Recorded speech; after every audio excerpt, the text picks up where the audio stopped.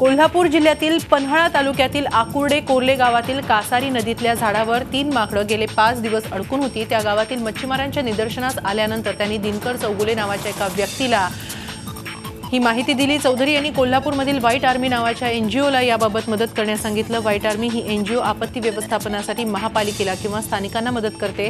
अडकलेल्या माकडांची माहिती मिळताच व्हाईट आर्मीची टीम घटनास्थळी पोहोचून त्यांनी माकडांसाठी केळी आणि भुईमुगाच्या शेंगा असलेल्या 2 बकेट्स झाडाला बांधल्या। उपाशी माकडांनी ती आनंदाने फस्त केली। तुर्तास पूर ओसरला नसल्यानं माकडांना बोटीतून बाहेर आणणं शक्य नसल्यानं 2 दिवस पुरेल एवढं अन्न माकडांसाठी ठेवण्यात आलेलं आहे। कोल्हापुरात गेल्या 2 दिवसांपासून सुरू असलेल्या पावसानं अजिबात उसंत घेतलेली नाही। कोल्हापूर रत्नागिरी महामार्गावर पाणी आलं असून हा मार्ग वाहतुकीसाठी बंद होण्याची शक्यता आहे। केरली गावानजीक कासारी नदीचं पाणी महामार्गावर आलंय। जिल्ह्यात सर्वत्र कोसळत असलेल्या पावसानं राधानगरी जिल्ह्यातल्या 50हून अधिक मार्ग बंद करण्यात आलेले आहेत। कोकणातून कोल्हापूर मार्गे घाटावर येणारी वाहतूकही थांबवण्यात आली आहे। दरम्यान गगनबावडा तालुक्यात पुराच्या पाण्यात अडकलेल्या 5 खासगी बसेस आता रवाना झाल्यात। त्यामुळे सुमारे 250 प्रवाशांचा जीव भांड्यात पडलाय। गोव्यातून गगनबावडा मार्गे या 5 बसेस पुण्याला जात होत्या। त्यावेळी गगनबावडा कळे दरम्यान मार्गावर पाणी आल्यानं रात्री 1 वाजल्यापासून या बस अडकल्या होत्या। आता बसेस रवाना झाल्यात। गगनबावड्यात एनडीआरएफचं पथक मदतीला हजर झालंय। त्यामुळे पूरस्थितीवर नियंत्रण मिळवण्यासाठी स्थानिक प्रशासन सज्ज होत आहे। सांगली जिल्ह्यात पावसाचा जोर कायम असून वारणा धरणाच्या परिसरात अतिवृष्टी झाली आहे। कोकरूड रेठरे मांगले सावर्डे आणि मांगले काखे हे 3 पूल पाण्याखाली गेल्यामुळे मार्गावरील वाहतूक ठप्प झाली आहे। मांगले काखे पूल पाण्याखाली गेल्यानं कोल्हापूर जिल्ह्याशी असणारा संपर्क तुटला। तसंच दुसरीकडे कृष्णा नदीच्या पाणी पातळीत पण वाढ होत आहे। कृष्णा नदीवरील बहे बंधारा पाण्याखाली गेलाय। नदीकाठावर लोकांना सतर्कतेचा इशारा देण्यात आलाय।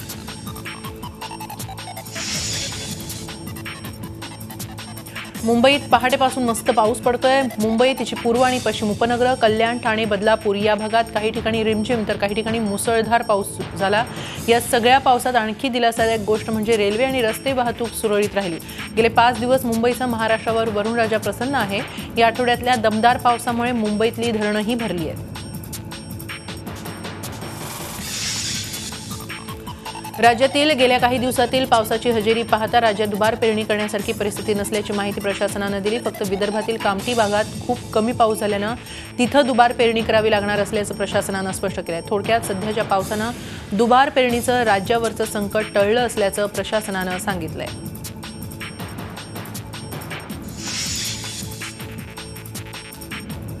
पुणे जिल्ह्यातील शासकमान धरण 100% भरलं असून धरणातून 6835 क्युसेक्स फूट पाणी सांडव्यातून सोडलं आहे। धरण क्षेत्रामध्ये जोरदार पाऊस सुरू असल्यानं पाणी साठ्यात मोठ्या प्रमाणात वाढ होते। धरणाच्या सुरक्षिततेच्या दृष्टीनं पाण्याचा विसर्ग मोठ्या प्रमाणात नदीपात्रात सुरू आहे। त्यामुळे भीमा नदीला पूर येण्याची शक्यता आहे। नदीकाठच्या लोकांना सतर्क राहण्याच्या सूचना संबंधित यंत्रणांना देण्यात आलेल्या आहेत। रायगड जिल्ह्यातील जवळपास सर्वच पावसाळी पर्यटन क्षेत्र बंद झाल्यानं बदलापुरातील कोंडेश्वर कुंडाकडे पर्यटकांचा ओढा वाढला होता। गेल्या आठवड्याभरात जवळपास 25,000 पर्यटकांची विक्रमी गर्दी इथं झाली होती। त्यामुळे येत्या गटारीच्या पार्श्वभूमीवर संभाव्य गर्दी आणि धोका टाळण्यासाठी तहसीलदारांनी या भागात जमावबंदीचे आदेश दिलेत। 21 जुलै ते 23 जुलैपर्यंत कोंडेश्वर, धामणवाडी, तारवाडी, भोज, वराडे, दहिवली आणि मळीचीवाडी येथील धरण क्षेत्र आणि धबधबा भागात 3 किलोमीटरपर्यंत फौजदारी प्रक्रिया संहितेच्या कलम 144 नुसार प्रतिबंधात्मक आदेश लागू करण्यात आले। त्यामुळे कोंडेश्वर कुंड ऐन मोसमात बंद राहणार आहे। तसंच पर्यटकांनी या काळात सहकार्य करावं असं आवाहनही करण्यात आलंय। कोंडेश्वर परिसरामध्ये पर्जन्यवृष्टीचं प्रमाण वाढलेलं आहे। हवामान खात्यानं अंदाज वर्तवलेला आहे पर्जन्यवृष्टी जास्त होणार आहे असं। त्या अनुषंगानं माननीय तहसीलदार साहेबांनी अंबरनाथच्या कोंडेश्वर पर्यटन स्थळाच्या जवळपास 3 किलोमीटरच्या परिसरामध्ये जमावबंदीचे आदेश लागू केलेले आहेत। त्यामुळे पर्यटक जे 21, 22, 23 या 3 दिवशी हे आदेश लागू असणार आहेत। दापोली तालुक्यातील खेम धरणाच्या गळतीची बातमी झी24 तासनं दाखवल्यानंतर आता खेम धरणाच्या दुरुस्तीसाठी निधी कमी पडू न देण्याचा निर्धार रत्नागिरी जिल्ह्याचे पालकमंत्री रवींद्र वायकर यांनी केलाय। या धरणाच्या दुरुस्तीसाठी आठवड्याभरात अंदाजपत्रक तयार करण्याचे निर्देशही त्यांनी संबंधित विभागाच्या अधिकाऱ्यांना दिलेत। मुंबई गोवा महामार्गावर वडखळ गावाजवळ झाड कोसळलं, त्यामुळे वाहनांच्या रांगा लागल्या. मध्यरात्री 12च्या सुमारास हे झाड पडलं. हे झाड पडल्यामुळे दोन्ही बाजूच्या वाहतुकीवर परिणाम झाला. गोव्याकडे जाणाऱ्या आणि गोव्याकडून येणाऱ्या वाहनांच्या रांगा लागल्या होत्या. बुलडोझरच्या मदतीनं झाड बाजूला करण्याचं काम सुरू आहे, पण अद्याप ते शक्य झालेलं नाही. पहाटेच्या सुमारास वाहतूक सुरू झाली असून अत्यंत धीम्या गतीनं वाहनं पुढे सरकत आहेत. शहापूरजवळच्या माहुली धबधब्यात पडून एका तरुणाचा मृत्यू झालाय. दिलीप गोकर्ण असं या मुलाचं नाव आहे. तो 18 वर्षांचा होता. दिलीप त्याच्या 4 मित्रांसह वर्षा सहलीसाठी माहुली परिसरात गेला होता. धबधब्याच्या डोहात बुडाल्यानं त्याचा जागीच मृत्यू झालाय. या महिन्यातला माहुली धबधब्यावरचा हा तिसरा मृत्यू आहे. माहुली किल्ला परिसरातला हा धबधबा वन्यजीव विभागानं पर्यटकांसाठी खुला केलाय. माहुलीचा धबधबा अतिशय उंचावरून कोसळतो, तसंच त्याचा डोह खूप खोल आहे. डोहात खाली सगळे काळे खडक आहेत, त्यामुळे इथं मजामस्तीचा अतिरेक झाला तर तो जीवावर बेततो.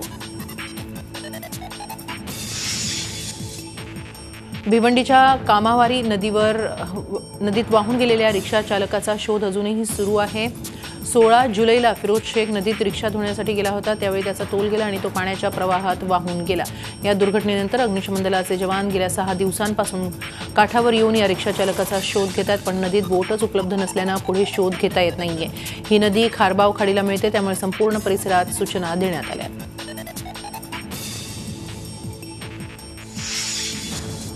मुंबई पुणे एक्सप्रेस हायवेचा प्रवास हा या मार्गानं प्रवास करणाऱ्या प्रवाशांसाठी धोकादायक ठरत आहे. याला मुख्यत्वे कारण आहे पावसामुळे या मार्गावर पडलेले मोठमोठे खड्डे आणि त्याकडे दुर्लक्ष करणारी यंत्रणा. लोणावळा शहरात मुंबई पुणे एक्सप्रेस हायवेवर कुसगाव टोल नाक्याच्या पुढे असणाऱ्या वलवण पुलावर या रस्त्यावर मोठमोठे खड्डे पडलेत. या खड्ड्यांमुळे वेगात वाहन घेऊन येणारे वाहन चालक गडबडतायत, त्यामुळे इथं अपघात होण्याच्या शक्यतेत वाढ झाली. मागील अनेक दिवसांपासून हे खड्डे आहेत त्या स्थितीत असून सदर खड्डे बुडवण्याच्या दृष्टीनं कोणतेही प्रयत्न केले जात नाहीये, त्यामुळे खड्डे वेळीच बुजवले न गेल्यास या ठिकाणी मोठा अपघात होऊ शकतो.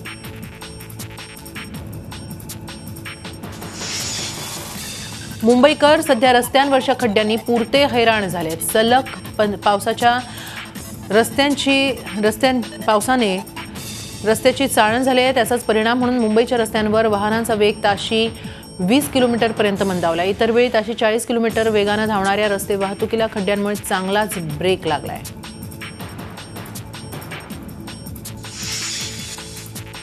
ठाण्यात पडलेल्या खड्ड्यांचा निषेध करण्यासाठी मनसेच्या वतीनं अभिनव आंदोलन करण्यात आलं. ठाण्यातील कळवा इथल्या पारसी गणेश घाट परिसरात आंदोलन करण्यात आलं. खास करून ठाणे तुला टीएमसीवर भरोसा नाही का असं मलिष्काप्रमाणे गाणं बोलून पालिकेचा निषेध केला. यावेळी जर पालकमंत्री एकनाथ शिंदे यांनी या ठिकाणी लक्ष दिलं नाही तर भविष्यात मनसे खड्डे भरणार असल्याचं देखील मनसेच्या पदाधिकाऱ्यांनी सांगितलं.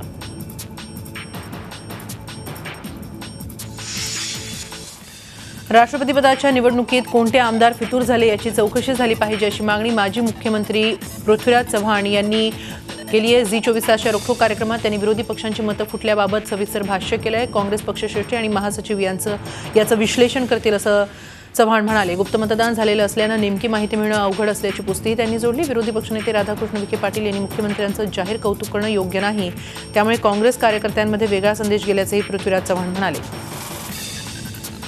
काँग्रेस पक्ष एकमेकाला धरून राहण्यात, एकसंध राहण्यात कमी पडतोय. या फुटीची आता ही जी 83 वरून 77 वर आली, या फुटीची जबाबदारी कोण घेणार? काँग्रेसचे प्रदेशाध्यक्ष, विरोधी पक्ष नेते का काँग्रेसचे एक जबाबदार नेते म्हणून आपण? असं आहे की आता याची विश्लेषण करण्यापेक्षा मला वाटतं चौकशी केली पाहिजे. कुणाला जर काही निश्चित माहिती असेल की कोण या ठिकाणी फितूर झाला असेल, कोण पक्ष सोडून गेला असेल, तर त्याची माहिती निश्चितच पक्षश्रेष्ठी किंवा इथं जे निरीक्षक आले होते किंवा काँग्रेसचे जे महासचिव आहेत आणि काँग्रेसचे जे पदाधिकारी आहेत ते निश्चित घेतील. पुण्यातील उद्योगपती अविनाश भोसलेंच्या घरी आणि कार्यालयांवर आयकर विभागानं छापे घातलेत. युवक काँग्रेसचे प्रदेशाध्यक्ष विश्वजित कदम यांच्यावरही आयकर विभागानं छापा घातल्याची शक्यता आहे. मुंबईतल्या आयकर विभागानं ही कारवाई केली. इंडिया बुल्स प्रकरणी आयकर विभागानं छापे घातल्याची शक्यता आहे.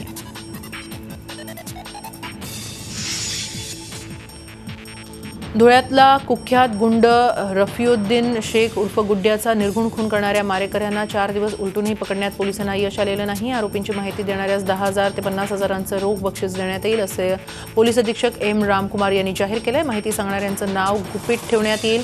18 जुलैला कुख्यात गुंड गुड्ड्या याची निर्घुण हत्या झाली. कसायालाही लाजवेल अशा क्रूर पद्धतीनं गुड्ड्याचा खात्मा करण्यात आला. जवळपास सर्वच मारेकरी सीसीटीव्हीत कैद झाले आहेत. या प्रकरणी विलास गोयर, विजय गोयर, विकी गोयर, श्याम गोयर, राजा उर्फ भद्रा देवर, भीमा देवरे याच्यासह 10 जणांविरोधात गुन्हा दाखल झाला आहे. त्यात खुनाची क्लिप सर्वच ठिकाणी व्हायरल झाली आहे. ती यूट्यूबवरही जाऊन पोहोचली आहे. यामुळे शहरातील वातावरण दूषित झाले. आरोपींची माहिती मिळाल्यास धुळे जिल्हा नियंत्रण कक्षाला 02562 2882 11 2282 12 या क्रमांकावर कळवावं असं आवाहन करण्यात आलंय.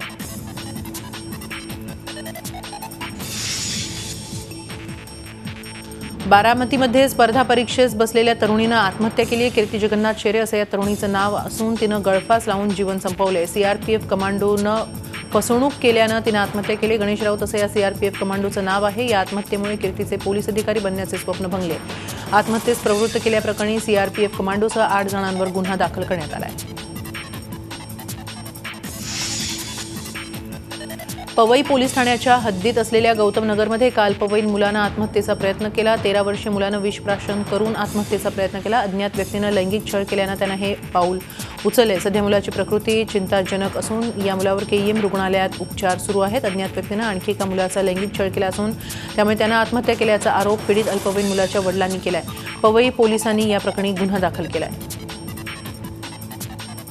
पोक्सो ॲक्ट आणि 377 IPCचा गुन्हा दाखल झालेला आहे. या संदर्भात सदर मुलांनी विष प्राशन केले होते आणि त्यामुळे तो पोलीस स्टेशनच्या नोंदीमध्ये विष प्राशन केल्यामुळे ॲडमिट आहे अशी 13 तारखेला नोंद आहे. आरोपीचा शोध सुरू आहे. आरोपीबद्दल माहिती जी मिळालेली आहे त्या आधारेच आरोपीचा शोध सुरू आहे. समृद्धी महामार्गाला वाढता विरोध पाहता शिवसेना नेते एकनाथ शिंदे यांनी औरंगाबाद दौरा केला. दरम्यान गावकऱ्यांनी समृद्धी महामार्गाला विरोध म्हणून प्रत्येक झाडाला एक पुतळा फासावर लटकावून ठेवला. महामार्गासाठी जमीन गेली तर शेतकऱ्यांना आत्महत्या करावी लागेल असं चित्र गावात उभं करून त्यांनी जमीन देण्याला विरोध केला. एकनाथ शिंदेंनी गावातील शेतकऱ्यांशी संवाद साधत त्यांचं म्हणणं ऐकून घेतलं. पळशी गावातील अनेक शेतकऱ्यांची सुपीक जमीन महामार्गासाठी अधिग्रहित केली जाणार असल्यानं शेतकऱ्यांनी विरोध केलाय. मात्र शेतकऱ्यांच्या परवानगीशिवाय कुठलीही जमीन घेतली जाणार नसल्याचं शिंदे यांनी स्पष्ट केलं. राष्ट्रीयकृत बँकेचे सभासद मयत तसंच परगावी राहणाऱ्या सभासदांचे बोगस कागदपत्र बनवून त्यांच्या नावे 95 लाखांचं बनावट कर्ज काढल्याचा धक्कादायक प्रकार जळगाव जिल्ह्यातील डांगरी गावातील विविध कार्यकारी सोसायटींमध्ये घडलाय. सोसायटींचे अध्यक्ष, सचिव आणि लिपिक यांच्या संगनमतानं हा अपहार घडल्याचा आरोप आहे. बदनामी करण्याच्या हेतूनं आरोप केला जात असल्याचा दावा सोसायटीच्या अध्यक्षांनी केला. मात्र शेतकऱ्यांच्या आरोपानंतर आता डांगरी सोसायटीत झालेल्या या लाखो रुपयांच्या अपहाराच्या चौकशीसाठी 3 सदस्यीय समिती नेमण्यात आली आहे. समितीच्या अहवालानंतर कोणाकोणावर कारवाई होते ते पाहणं महत्त्वाचं ठरणार आहे. 30 वर्ष ज्यांच्यासोबत राहिलो त्यांना सदाभाऊ खोत कळला नाही. चौकशी समिती नेमून काय करणार अशा शब्दात कृषी राज्यमंत्री सदाभाऊ खोत यांनी स्वाभिमानी शेतकरी संघटनेचे नेते आणि खासदार राजू शेट्टींना टोला लगावलाय. झी 24 तासशी केलेल्या खास बातचीतीत त्यांनी विविध मुद्द्यांवर आपलं मत स्पष्ट केलं.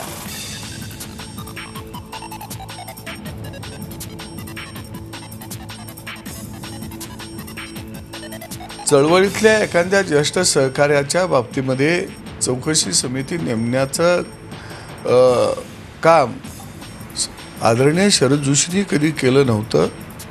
त्याला जवळ बोलवून घेतला असेल, त्याचा प्रश्न जाणून घेतला असेल, तो सोडवण्याचा प्रयत्न केला असेल, परंतु त्याला कधी आरोपीच्या पिंजऱ्यामध्ये उभा केलं नाही. मी 30 वर्षामधल्या चळवळीतला सदाभाऊ, 30 वर्षात जर जी माणसं माझी चौकशी त्यांची पूर्ण होऊ शकली नाही असेल तर ती माणसं चौकशी समितीतून सदाभाऊला काय ओळखणार आहेत.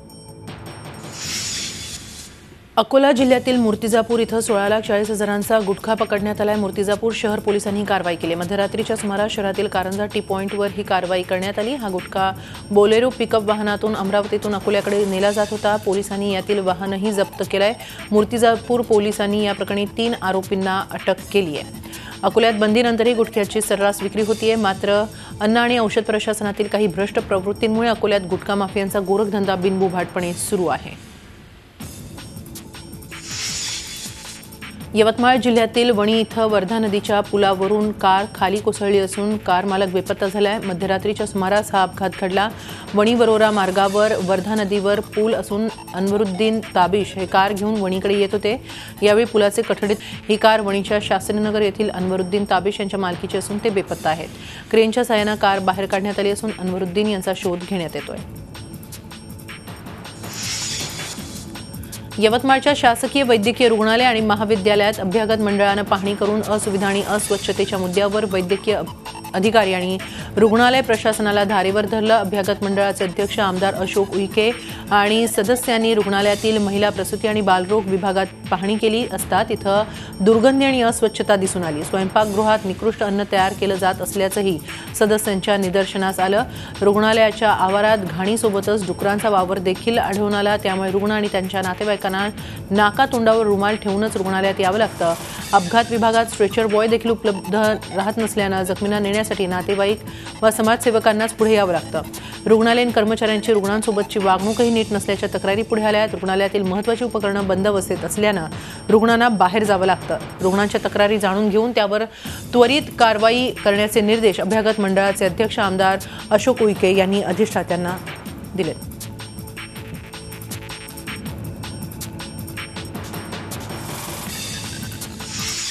गोंदिया शहरात आग लागल्यास अग्निशमन दलाचं वाहन जाण्यास अडचणींचा सामना करावा लागत होता. मात्र आता अग्निशमन विभाग सुसज्ज झालाय. खास अग्निशमन दलासाठी बुलेट फायर ब्रिगेड गाड्या खरेदी करण्यात आल्या.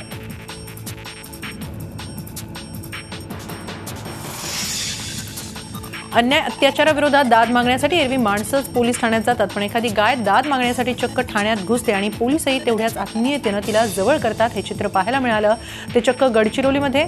गडचिरोली शहरातील पोलीस ठाणं हे गांधी चौकात अगदी मुख्य मार्गावर आहे. याच मार्गावर पोलीस विभागाच्या भूसुरुंग विरोधी वाहनाने एका गायीला धडक दिली. त्यात ती गंभीर जखमी झाली. तिच्या पायाला मोठी इजा झाली. रक्तस्रावही भरपूर झाला. या अपघातानंतर ही गाय उठली आणि चक्क बाजूलाच असलेल्या पोलीस ठाण्याच्या आवारात घुसली. जणू काही तिला या प्रकाराची तक्रार करायची आहे अशा रीतीनं तिनं ठाण्यात प्रवेश केला. विनाविलंब पोलिसांनी पशुवैद्यकीय अधिकाऱ्याला बोलावलं आणि गायीवर तातडीने उपचार केले. सध्या या गायीचा वावर पोलीस ठाण्यातच असून तिला जपण्याचं काम इथले पोलीस करतायत. शासकीय योजना किती चांगल्या असल्या तरी त्यांची योग्य अंमलबजावणी न झाल्यास काय होतं याचं उत्तम उदाहरण म्हणजे अलिबागचे मूकबधीर विद्यालय. अलिबाग शहराजवळच वरसोली इथं असलेली शासकीय मूकबधीर विद्यालयाच्या इमारतीची फार दुरवस्था झाली आहे. पर्यायी इमारत मिळत नसल्यामुळे गेल्या महिनाभरापासून ही शाळाच बंद ठेवण्यात आली आहे.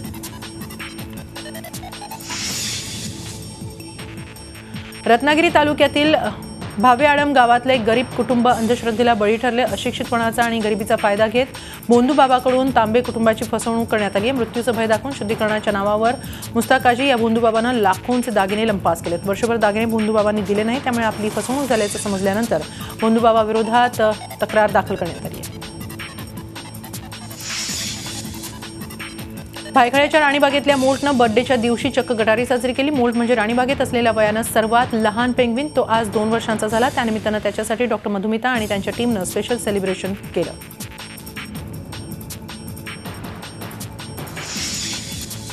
उल्हासनगर शहरातील कॅम्प नंबर 5 इथल्या चंदर फॅन्सी स्टोअर या दुकानाचं शटर उचकटून चोरट्यांनी वेगवेगळ्या कंपनीचे 70 घड्याळ चोरून लंपास केलेत. हा सर्व प्रकार दुकानात लावलेल्या सीसीटीव्हीमध्ये कैद झाले. सकाळी पुरुषोत्तम लालवानी दुकान उघडण्यासाठी आले तेव्हा हा सगळा चोरीचा प्रकार उघड झाला. झी 24 तास रहा एक पाऊल पुढे.